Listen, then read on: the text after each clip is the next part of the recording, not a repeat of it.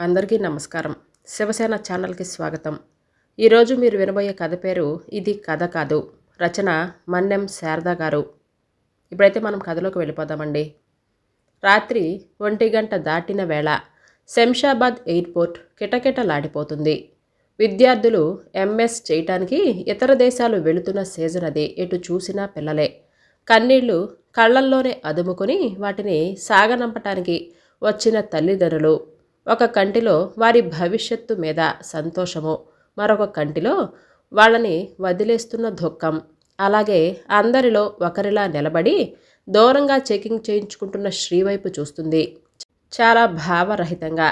శ్రీ ఉద్వేగానికి గురవుతూ హడావుడిగా ఒక చేతిలో పాస్పోర్ట్ వీసా పట్టుకొని మరో చేతిలో హ్యాండ్ లగేజ్ మోస్తూ ఖతార్ కౌంటర్ దగ్గర నిలబడి అప్పుడప్పుడు వెనక్కి తిరిగి తల్లివైపు చూస్తుంది. శ్రీ చూసినప్పుడల్లా నర్మద పెదవులు అరనవ్వుతో విచ్చుకుంటూ మరేమీ పర్వాలేదు అని అన్నట్లుగా శ్రీ తల్లి దగ్గరికి వచ్చింది. మమ్మీ, నేను లోపలికి వెళ్ళిపోతాను. నువ్విలా ఎంతసేపు నిలబడతావు? మళ్ళీ ఇంత రాత్రివేళ నువ్వే డ్రైవ్ చేసుకుంటూ వెళ్ళాలి అని అంది బాధగా. బదులుగా నర్మద చిన్నగా నవ్వింది. పర్వాలేదులేరా, ఈవేళ కొత్తగా డ్రైవ్ చేస్తున్నానా? అది సరే, నువ్వనుకున్న కోరిక తీరింది కదా. జాగ్రత్త, బాగా చదువుకో. కొత్త దేశం, కొత్త పరిస్థితులు. వాషింగ్టన్ చేరగానే కాల్ చెయ్యి అని అంది. అలాగే మమ్మీ. జాగ్రత్త, ఒక్కదానివే ఉంటావు కదా. హెల్త్ జాగ్రత్తగా చూసుకో. బీపీ టాబ్లెట్స్ స్కిప్ చేయకు అని అంది శ్రీ. అలా అంటున్నప్పుడు శ్రీ కళ్ళల్లో నీళ్లు తిరిగాయి. నర్మద శ్రీ భుజాన్ని అనునయంగా తట్టి, ఒక్కదాన్నేనా? మీ డాడీ లేరు అని నవ్వుతూ అంది.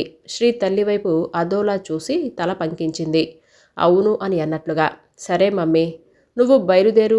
క్యూ చాలా పెద్దగా ఉంది. నేను వెళతాను అని అంది తల్లి బొగ్గ మీద ముద్దు పెట్టి. నర్మద కూడా శ్రీ బొగ్గ పుణికి నొసటి మీద ముద్దు పెట్టి all the best, happy journey అని చెప్పి వెనుతిరిగింది. శ్రీ కనిపించినంతసేపు తల్లివైపు చూసి గబగబా లగేజ్ తీసుకొని క్యూ వైపు పరిగెత్తినట్లుగా నడిచింది. నర్మద బయటకొచ్చి తన కారు స్టార్ట్ చేసింది. కారు మెల్లగా సిటీ వైపు సాగిపోతుంది. రోడ్లన్నీ నిర్మానుష్యంగా ఉన్నాయి. ఇల్లు చేరి తాళం తీసి చూసేసరికి ఒక్కసారిగా మనసంతా శూన్యం ఆవరించినట్లుగా అయింది. లైట్ వేసి గోడవైపు చూసింది. అక్కడ చంద్రశేఖర్ ఫోటో నవ్వుతూ కనిపించింది.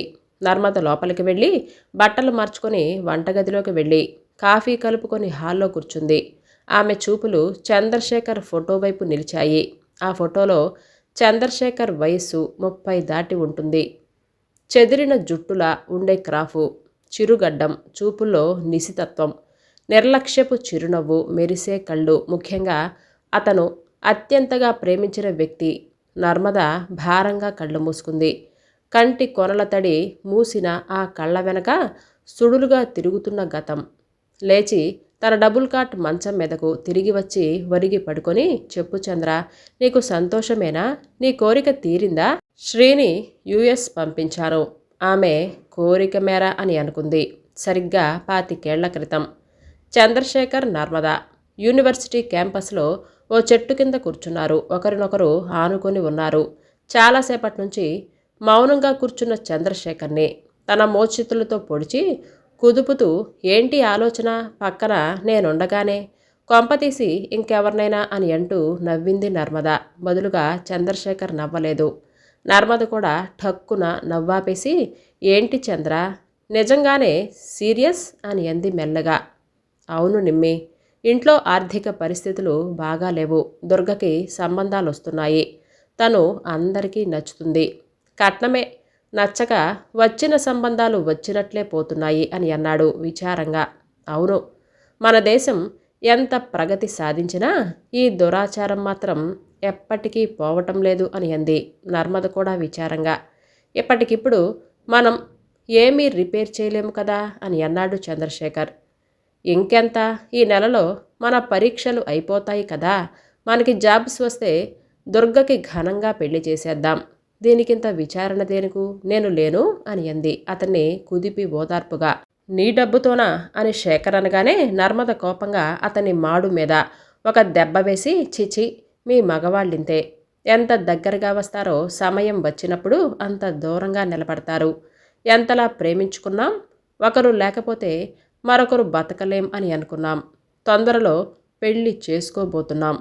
ఇంకా నన్ను పరాయిదానిలా చూస్తున్నావు అని అంది. నేను పోతున్నా సర్రున పైకి లేవబోతున్న నర్మదని చెయ్యి పట్టి లాగి కూర్చోబెట్టాడు. నర్మద కోపంగా బిగుసుకున్నట్లుగా కూర్చుంది. అది కాదు నిమ్మి, మనకి జాబ్స్ ఎప్పుడు వస్తాయి, డబ్బెప్పుడు కూడబెడతాం? దుర్గకి అప్పుడే 22 దాటాయి.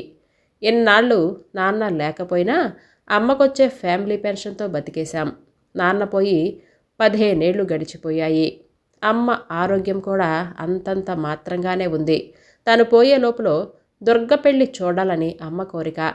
నర్మద అతని బాధను అర్థం చేసుకుంది. కానీ తను అతనికి ప్రాణం ఇవ్వగలదు. కానీ డబ్బెక్కడిది? తనకి తండ్రి ఎలా ఉంటాడో కూడా తెలియదు. తను సంవత్సరం పిల్లగా ఉన్నప్పుడు అతను యాక్సిడెంట్లో చనిపోయాడు అని చెప్పింది అమ్మ. ఇంట్లో ఆనవాలుగా అతని ఫోటో కూడా లేదు. కానీ అమ్మది ప్రేమ వివాహం అని తను కడుపులో ఉండగానే అతను అమ్మని మోసం చేసి వెళ్ళిపోయాడు అని అమ్మ చుట్టాలనుకోవటం తను వినింది కూడా.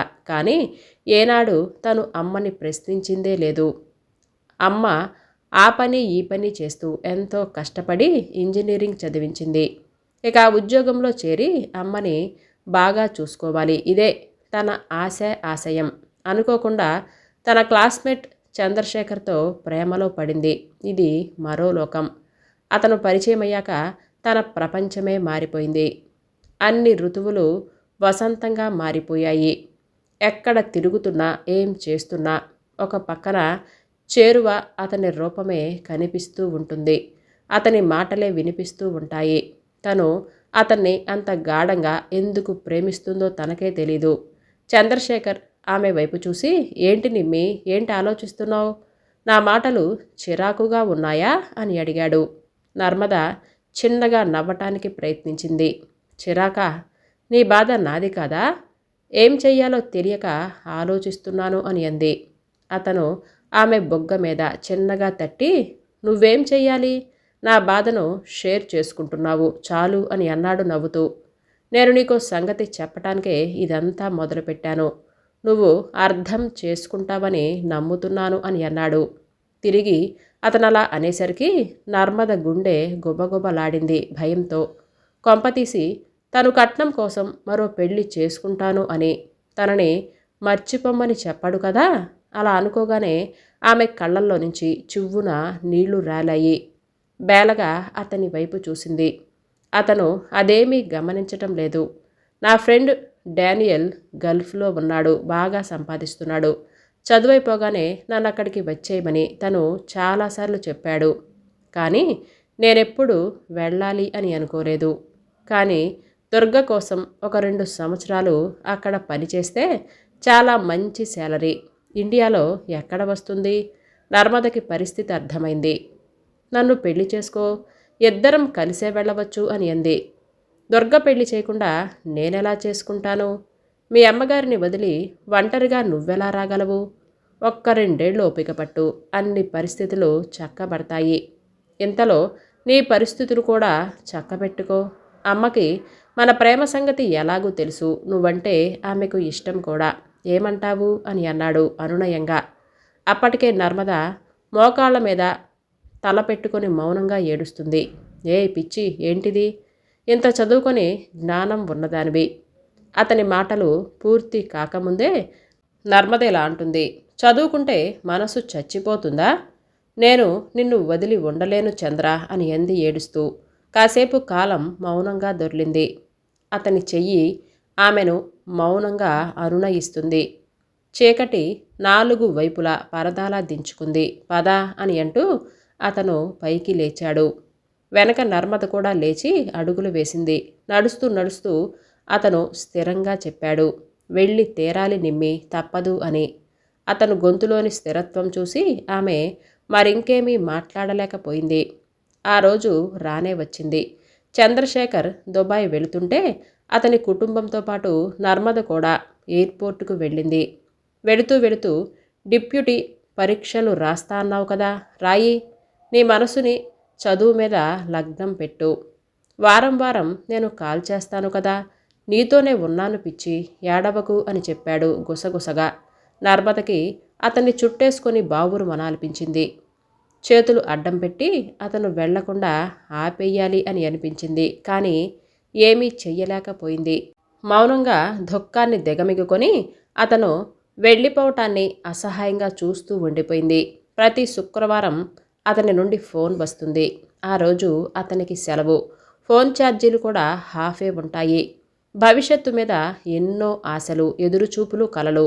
నర్మదకి దుఃఖం పోయి అతని కోసం రోజులు లెక్క పెట్టుకోవటం కోసం అలవాటైపోయింది. ఈ లోపల డిప్యూటీ ఈఈగా సెలెక్ట్ అయి అక్కడే పోస్టింగ్ అందుకుంది. ఒకరోజు నర్మద ఇంట్లోనే ఏదో ఆఫీస్ ఫైల్ చూస్తూ ఉండగా తల్లి అనసూయ గదిలో అటు ఇటు తచ్చట్లాడింది. నర్మదకి అర్థమైంది ఆవిడ ఏదో చెప్పాలి అని అనుకుంటుందని. ఏంటమ్మా అని అంది ఫైల్ నుంచి తలెత్తి అనునయంగా. అనసూయ వచ్చి నర్మదా పక్కన కూర్చొని, మీ ఆఫీస్లో పనిచేసే ముకుందరావు గారు నిన్న మనింటికి వచ్చి వెళ్ళారమ్మా అని అంది ఉపోద్ఘాతంగా. నర్మద ఆశ్చర్యపోతూ ఎందుకు అని అడిగింది.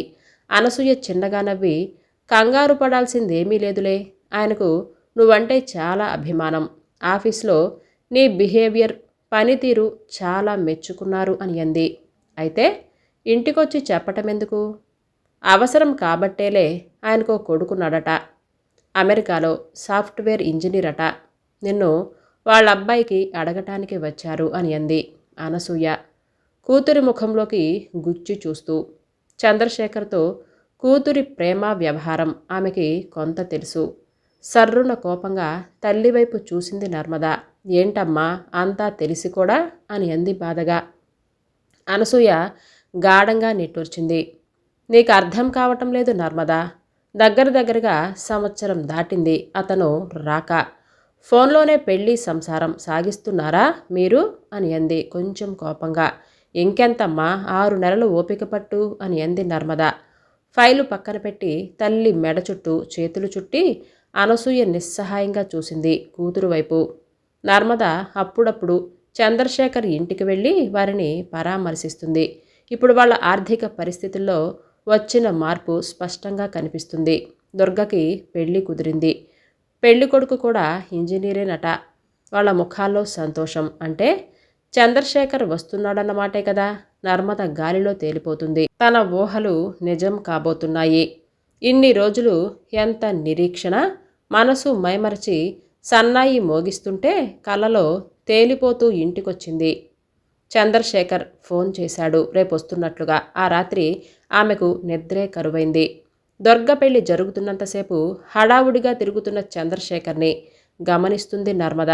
కొంచెం కూడా ఏకాంతం దొరకటం లేదు. రూపం మారింది. కొద్దిగా లావయ్యాడు. ఇంకొంచెం రఫ్గా కనిపిస్తున్నాడు. అందులోనే ఏదో కొత్త అందం. అప్పుడప్పుడు తనని నిశితంగా గమనిస్తున్నాడు. ఆ చూపులోని కొంటెతనం, ప్రేమ, ఏవేవో భావాలు. పెళ్లి జరిగిపోయింది. ఆ రోజు ఇద్దరికి ఏకాంతం లభించింది. అతనితో మాట్లాడుతుంటే ఎందుకో సంశయంగా అనిపించింది నర్మదకి. ఇదివరకటి చంద్రశేఖర్లా లేడు. అతనే చొరవగా ఆమె చేతులు తన చేతిలోకి తీసుకొని, ఏంటి కొత్తగా చూస్తున్నావు అని అడిగాడు చొరవగా. కొత్తగా కనిపిస్తున్నావు మరి అంది నర్మద అతని కళ్ళల్లోకి సూటిగా చూడలేనట్లుగా చూపులు దించుకొని. దొరికినప్పుడే చూడు, లేకపోతే మిస్ అయిపోతావు. అతని మాటలకి ఉలిక్కి పడింది. ఎక్కడే ఉండిపోవా బెదిరినట్లుగా అడిగింది. లేదు, అగ్రిమెంట్ పూర్తి కావాలి కదా. ఇంకెంత, 6 నెలలు. నర్మద మరేమీ మాట్లాడలేదు. ఒక్క క్షణం కూడా వదల్లేను, ఎన్నాళ్ళు ఎలాగో భరించాను అని అరిచి చెప్పాలనిపించింది. కానీ ఏమీ చెప్పలేకపోయింది. నాకు నిన్ను వదిలి వెళ్ళాలని ఉందా నిమ్మి? రోజు ఎంత గుర్తొస్తున్నావో తెలుసా? ఇంకెన్ని రోజులు, 6 నెలలంతే. ఆమెని దగ్గరికి తీసుకుంటూ ఆమె చెవిలో గొనిగాడు చంద్రశేఖర్. చంద్రశేఖర్ వెళ్ళిపోయాడు. వసంతాన్ని తనతో తీసుకుని వెళ్ళిపోయినట్లుగా రోజులు గడుస్తున్నాయి. 6 నెలలు గడిచిపోయాయి. కానీ ఈ లోపులే చంద్రశేఖర్ ఫోన్లు తగ్గిపోయాయి. ఒకవేళ చేసిన వాటిలో తనాశించిన మాటలు దొరలటం లేదు. ఏదో తేడా. నర్మద గుచ్చడిగిన ఏదో దాటవేసి జవాబులు చెప్తున్నాడు. ఏమీ లేదని మాట మార్చటాలు. నర్మద రాత్రిళ్ళు ఏడుస్తుంది. తల్లికి తెలియనివ్వకుండా అనసూయ కూతుర్ని గమనిస్తూనే ఉంది. సరిగ్గా తినటం లేదు, ఏడ్చినట్లుగా ఉన్నాయేంటి ఆ కళ్ళు, ఏమ్మా అలా ఉంటున్నావు అని అడిగింది ఉండబట్టలేక ఒకరోజు. ఏమీ లేదమ్మా, ఏదో ఒక పని ఒత్తిడి ఉంది అని అంది నర్మద. ఆ రోజు ఆ ఉత్తరం నర్మద జీవితంలో పెను తుఫాను సృష్టించింది. చంద్రశేఖర్ రాసిన ఉత్తరం అది. నిమ్మి, నీకెలా చెప్పాలో నాకు తెలియటం లేదు, కానీ చెప్పి తీరాలి. నువ్వు అర్థం చేసుకుంటావని నాకు తెలుసు. ఆ శక్తి నీకుంది. నువ్వు చదువుకున్న దానివి. ఇక్కడ నా ఫ్రెండ్ డానియల్ అకస్మాత్తుగా యాక్సిడెంట్లో చనిపోయాడు. ఇది జరిగి అప్పుడే 3 నెలలు దాటింది. ఇది నాకు చాలా షాకింగ్ ఇన్సిడెంట్ అని నీకు కూడా తెలుసు. అతను తన కులం కాకపోయినా నన్నెంతో ఆదరంగా చూశాడు, జాబ్ ఇప్పించాడు. 6 నెలలు తన ఇంట్లోనే పెట్టుకున్నాడు. ఈ దేశం కాని దేశంలో అతనే నాకు చొక్కానే నడిపించాడు. అతను పోవటం నాకు ఎంత విఘాతమో నువ్వు ఊహించగలవు. ఇప్పుడిక నేను చెప్పబోయేది నువ్వు జాగ్రత్తగా అర్థం చేసుకుంటావని నేను నమ్ముతున్నాను. ఈ విషయం నీకు చాలా బాధ కలిగిస్తుందని నాకు బాగా తెలుసు, కానీ నేను నిస్సహాయుణ్ణి. డానియల్ భార్య సుమిత్ర. ఆమె చాలా అమాయకురాలు, పెద్దగా చదువుకోలేదు. భర్త చాటునే బతికింది. ఒక చిన్న పాప, ఆమె పేరు షారోన్. డానియల్ మరణంతో వాళ్ళ బతుకు అంధకారమైపోయింది. దిక్కుతోచని స్థితి. నేనే అన్నీ చూసుకుంటున్నాను. వాళ్ళది ప్రేమ వివాహం. మతాంతరం కావటంతో సుమిత్రని ఎవరూ ఆదరించటం లేదు. అందుకే వాళ్ళు ఇండియా తిరిగి వెళ్ళలేకపోయారు. 2 నెలల క్రితం షారోన్కి జబ్బు చేసింది. నేను వాళ్లతోనే ఉండి సహాయపడాల్సి వచ్చింది. అప్పుడే ఒక పొరపాటు జరిగిపోయింది. ఒంటరితనమో బయోలాజికలో నీకు అర్థమైంది కదూ. చాలా మదనపడ్డాను. తర్వాత ఆమె నా మీద ఆధారపడిపోయింది. వాళ్ళని వదిలేయకు అని నా స్నేహితుడు నన్ను అర్థించినట్లుగా అనిపించింది. తప్పనిసరైన పరిస్థితుల్లో నేను వివాహం చేసుకున్నాను. నాకు ఆశ్రయం ఇచ్చిన స్నేహితుడిని, వాళ్ళ కుటుంబాన్ని ఆదుకోవటం నా ధర్మం అనిపించింది. ఈ విషయం నీ మనసుకి ఎంత విఘాతం కలిగిస్తుందో నాకు బాగా తెలుసు. నన్ను క్షమించమని చిన్న పదం వాడి చేతులు దులుపుకోవటం నాకు చాలా బాధగా ఉంది. ఇట్లు చంద్రం. ఆ ఉత్తరం నర్మదకి దాదాపు పిచ్చెక్కిపోయింది. ఆత్మహత్య చేసుకోవాలి అని అన్నంత ఉద్వేగానికి గురైంది. చంద్రశేఖర్ని తిట్టింది. కొన్నాళ్ళు సెలవు పెట్టి మంచం పట్టింది. అనసూయమ్మ ఇదంతా చూస్తుంది. అసలేం జరిగిందో తెలుసుకోవాలంటేనే భయంగా ఉంది. కొంపతీసి చంద్రశేఖర్ కానీ అలా అనుకోవటానికి మనస్సు అంగీకరించటం లేదు. రోజులు జరిగిపోతున్నాయి. గాయం మానిన బాధ అలానే ఉంది. ఆ రోజు నర్మద ఒక చిత్రమైన అనుభూతికి గురైంది. మనసుకేదో స్వాంతన. 6 అడుగుల శరీరమైన మనిషి. ఎంతమంది భౌతికంగా పక్కనే ఉండి మనసులోకి రాకుండా కాపురాలు సాగిస్తున్నారు. చంద్ర ఏం చేస్తే తనకెందుకు? అతని పరిస్థితులు ఏమిటో, అవసరాలు ఏమిటో. ఇప్పుడైనా అతను తనను వదిలేశాడు అని ఎందుకు అనుకోవాలి? తను అతన్ని మనసారా ప్రేమించింది. ప్రేమిస్తూ ఉంటేనే తనకి ప్రశాంతత. దీన్ని ద్వేషంగా ఎందుకు మార్చుకోవాలి? అతను ఏం చేసినా తనతన్ని మర్చిపోలేదు. అంతే. నర్మద మామూలు స్థితికి వచ్చేసింది. రోజులు సంవత్సరాలుగా మారుతున్నాయి. అనసూయమ్మ కాలం చేసింది. 3 ఏళ్ల తర్వాత అతని నుండి ఓ ఉత్తరం. నిమ్మి, నేను మీకు చేసిన అపకారానికి నాకు శిక్ష పడింది. సుమిత్ర సంవత్సరం క్రితం క్యాన్సర్తో చనిపోయింది.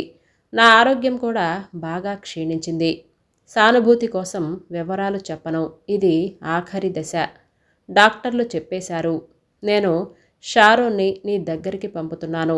పాప బాధ్యత ఇక మీదట నీదే. నేను నిన్ను ఆజ్ఞాపించటం లేదు, అభ్యర్థించటం లేదు. నీవు నా మనసులో సగానివి. నీవు కాక ఇంకెవరు ఈ బాధ్యతను స్వీకరిస్తారు? వచ్చి ఎయిర్పోర్ట్లో రిసీవ్ చేసుకో. నీ చంద్ర. ఉత్తరం చదివి కాసేపు అలాగే కూర్చుండిపోయింది.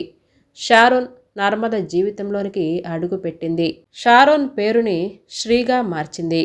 శ్రీకి తల్లిగా మారిపోయింది. ఆ తర్వాత చంద్రశేఖర్ ఎలా ఉన్నాడో తెలుసుకునే ప్రయత్నం కూడా చేయలేదు నర్మద. అతను ఎప్పుడు తనతోనే ఉంటాడు అంతే. శ్రీ ఇంజనీరింగ్ పూర్తి చేసి ఎంఎస్ చేయటానికి మల్జీరియా యూనివర్సిటీకి వెళ్ళింది. అతను అప్పచెప్పిన బాధ్యతను నిర్వర్తించటంలోనే తన ప్రేమ ఇమిడి ఉంది అని భావించింది నర్మద. ప్రశాంతంగా కళ్ళు మూసుకొని నీకు సంతోషమేనా అని అనుకుంది. ఆమె కంటి కొనల నుండి కన్నీరు జాలువారింది. ఈ కథ ఇంతటితో సమాప్తం. ఈ కథ మీకు నచ్చిందండి? అయితే లైక్ చేయటం, సబ్స్క్రైబ్ చేయటం, షేర్ చేయటం మర్చిపోవద్దు. రేపు సరికొత్త కథతో మళ్ళీ మీ ముందుకు వస్తాను. అంతవరకు బాయ్.